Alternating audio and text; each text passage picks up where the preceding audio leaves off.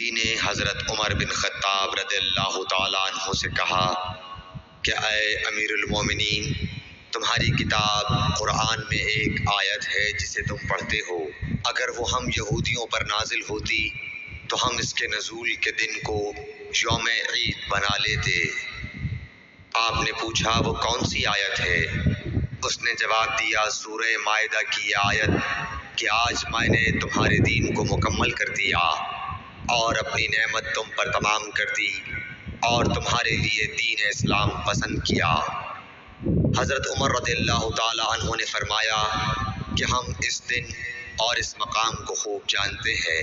جب یہ آیت رسول اللہ صلی اللہ علیہ وسلم پر نازل ہوئی، اس وقت آپ صلی اللہ علیہ وسلم عرفات میں جمعے کے دن کھڑے ہوئے تھے۔